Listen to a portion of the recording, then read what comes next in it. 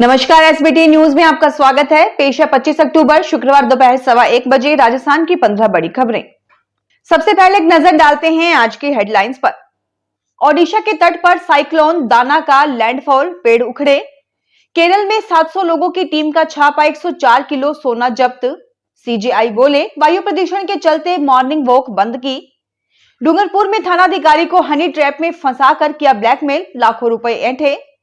अजमेर में संपत्ति कुर्क की कार्रवाई शुरू करने पर फरार आरोपियों ने किया कोर्ट में सरेंडर। और अब खबरें विस्तार से सुनिए।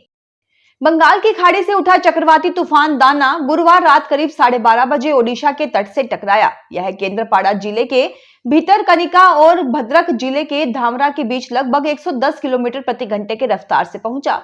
हालांकि सुबह 6 बजे इसकी रफ्तार घटकर 10 किलोमीटर प्रति घंटा रह गई। दाना के असर से ओडिशा में बारिश हो रही है। भद्रक केंद्रपाड़ा में 30 सेंटीमीटर से ज्यादा बारिश का अनुमान है। 5.84 लाख लोगों को सुरक्षित जगह पर शिफ्ट किया गया है। कई इलाकों में पेड़ उखड़े, गाड़ियां भी डैमेज हुई। तूफान का असर 7 राज्यों में देखने को मिला है। केरल में जीएसटी टीमों ने सोने के कारोबार के लिए मशहूर त्रिशूर में आभूषण बनाने वाली यूनिट्स पर छापेमारी में 75 करोड़ का 104 किलोग्राम सोना जब्त किया। इस कार्रवाई में विभाग ने 700 अधिकारी शामिल रहे। टीम ने 24 घंटे तक 78 स्थानों पर छापेमारी की। अभियान की गोपनीयता बनी रहे, इसके लिए जीएसटी विभाग ने पूरे राज्य के अफसरों को प्रशिक्षण कार्यक्रम के बहाने त्रिशूर बुलाया।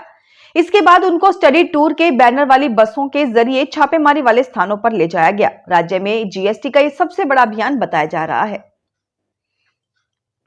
Chief justice of India DY Chandrachud ने कहा कि दिल्ली में बढ़ते वायु प्रदूषण के चलते उन्होंने मॉर्निंग वॉक पर जाना बंद कर दिया है। उन्होंने कहा कि उनके डॉक्टर ने उन्हें सुबह की सैर पर जाने से मना किया है, क्योंकि खराब हवा के चलते सांस संबंधी परेशानियां हो सकती हैं। सीजीआई ने ये बात सुप्रीम कोर्ट में आयोजित प्री दिवाली सेलिब्रेशन में जर्नलिस्ट से बातचीत के दौरान कही। जस्टिस चंद्रचूड़ 10 नवंबर को रिटायर हो रही हैं। इस आयोजन में सीजीआई ने भी ये ऐलान कर दिया कि अब ये सुप्रीम कोर्ट की कार्रवाई को कवर करने के लिए पत्रकारों के लिए कानून की डिग्री होना अनिवार्य नहीं होगा। डूंगरपुर जिले के थानाधिकारी को हनी ट्रैप में फंसाकर ब्लैकमेल करने का चौंकाने वाला मामला सामने आया है। उदयपुर की सबीना थाना क्षेत्र की युवती ने सीआई को ब्लैकमेल कर लाखों रुपए ऐंठ लिए।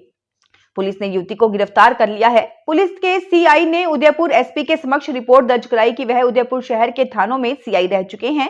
इस दौरान उनकी भोपालपुरा निवासी नीलम राठौड़ से पहचान हुई। युवती ने सीआई को हनी ट्रैप में फंसाने का प्रयास किया, फिर ब्लैकमेल कर पैसे मांगे। सीआई ने उसे कुछ लाख रुपए दे भी दिए। इसके बाद भी महिला और पैसों की मांग करने लगी। अजमेर में पुलिस ने फरार आरोपियों की संपत्ति कुर्क करने की कार्रवाई शुरू की तो 16 साल से फरार चल रहे बिहार के 3 आरोपियों ने कोर्ट में सरेंडर कर दिया। क्लॉक टावर थाना प्रभारी दिनेश चौधरी ने बताया कि वर्ष 2008 में मारपीट और अन्य मामलों में वांछित मुजफ्फरपुर बिहार निवासी रंजीत कुमार, राकेश कुमार और अमरनाथ की तलाश में पुलिस टीम जुटी हुई थी। अदालत से उनके खिलाफ स्थायी गिरफ्तारी वारंट भी जारी किए गए थे। आरोपियों की संपत्ति कुर्क करने की कार्रवाई शुरू की गई थी। इसके बाद आरोपी कोर्ट में पेश हो गए। जयपुर जिला परिषद में साल 2013 में निकाली जूनियर क्लर्क भर्ती में बड़ा फर्जीवाड़ा सामने आया है। जयपुर में जिला परिषद में ही तैनात एक अधिकारी ने अपनी ही पत्नी को फर्जीवाड़े से क्लर्क की नौकरी लगवा दी, जबकि न तो उसकी पत्नी ने इस भर्ती के लिए आवेदन किया और न ही उसका अब सर्विस बुक डिपार्टमेंट में मिल रही है।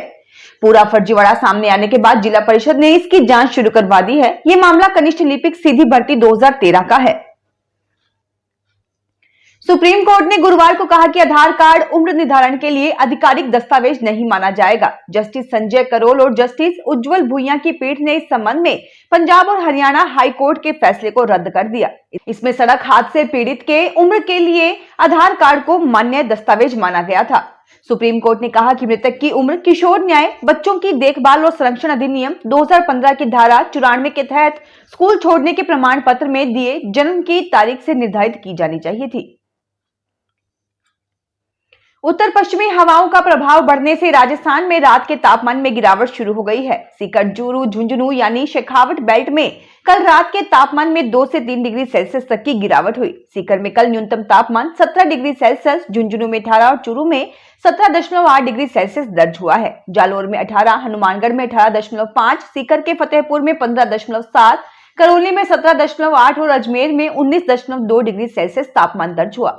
सबसे कम तापमान हिल स्टेशन माउंट आबू में 12.8 डिग्री सेल्सियस दर्ज हुआ। जयपुर मौसम केंद्र ने राजस्थान में अगले 4 दिन तक मौसम साफ रहने और धूप निकलने की संभावना जताई है। इस दौरान दिन के तापमान में मामूली बढ़ोतरी होने जबकि रात के तापमान में गिरावट होने की संभावना है। राजस्थान हाई कोर्ट ने 209 पदों की मेडिकल ऑफिसर डेंटल भर्ती 2024 के विवादित प्रश्न उत्तर मामले को लेकर अंतिम परिणाम जारी करने पर 5 नवंबर तक अंतरिम रोक लगा दी है। जस्टिस महेंद्र गोयल ने ये निर्देश डॉक्टर पंकज यादव एवं अन्य की याचिकाओं पर सुनवाई करते हुए दिया। अधिवक्ता गीतेश जोशी व आरपी सैनी ने बताया कि RUHS ने मेडिकल ऑफिसर डेंटल के पदों पर 31 मई 2024 को सीधी भर्ती निकाली थी। इसकी लिखित परीक्षा 18 जुलाई 2024 को हुई।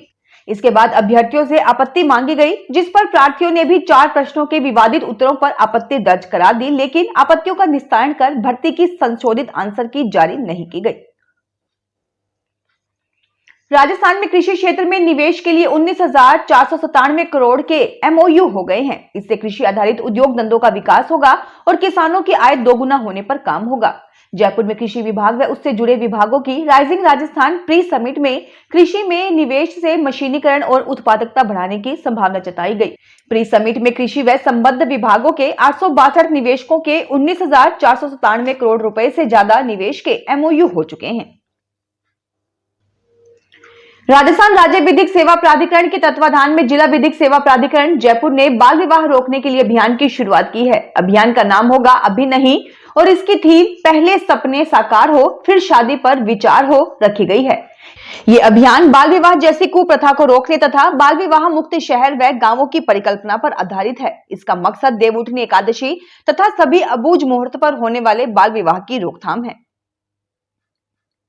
जयपुर में JDA प्रवर्तन शाखा ने बिना अनुमति बनी 3 मंजिला अवैध बिल्डिंग को सील कर दिया है। इसके अलावा सुआमोटो में चित्रकूट कॉलोनी F ब्लॉक में road Seema, Vinayak city A block में 80 फुट रोड, बिंदाइका में सिरसी मोड़ से सिवार मोड़ तक करीब 3 किलोमीटर तक सड़क के दोनों तरफ अतिक्रमण हटा दिए गए हैं। हिमाचल प्रदेश में बनी 23 दवाएं केंद्रीय औषधि मानक नियंत्रण संगठन CDSCO के मानकों पर खरी नहीं उतरी। इनके सैंपल फेल हो गए हैं। देश भर में 67 दवाओं के सैंपल फेल हुए हैं। प्रदेश में बनी कुछ दवाएं हार्ट अटैक, ब्लड शुगर और कैंसर जैसी जानलेवा बीमारियों के लिए इस्तेमाल की जाती हैं। दवाओं के सैंपल फेल होने के बाद ड्रग कंट्रोलर ने निर्माता कंपनियों को नोटिस जारी किया है। इन दवा कंपनियों के लाइसेंस भी रद्द कर दिए गए हैं। ड्रग कंट्रोलर ने कंपनियों को दवाओं का स्टॉक वापस मंगाने के भी निर्देश दिए हैं। CDSCO के 49 में से 20 और ड्रग कंट्रोलर की ओर से लिए गए 18 में से 3 दवाओं के सैंपल जांच में फेल पाए गए।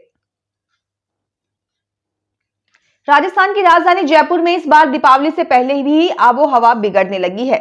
बीते 2 दिन से एयर क्वालिटी इंडेक्स AQI लगातार बढ़ रहा है। बिल्डिंग कंस्ट्रक्शन, सड़कों पर उड़ रही धूल और फैक्ट्रियों से निकलने वाला धुआं प्रदूषण का लेवल बढ़ा रहा है।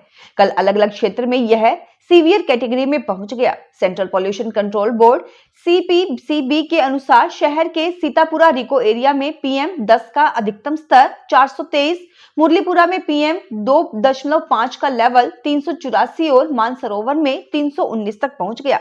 वहीं AQI का औसत स्तर 150 से 252 के बीच रहा। पॉल्यूशन का ऐसा खतरनाक स्तर अलग अलग बीमारियों के मरीजों के साथ स्वस्थ लोगों के लिए भी खतरनाक है।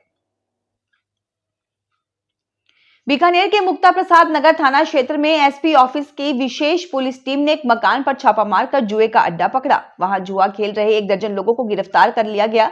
पुलिस ने मौके पर से 2,48,000 रुपए बरामद किए हैं। फिलहाल इस बुलेटिन में इतना ही। फिर हाजिर होंगे और बड़ी खबरों के साथ।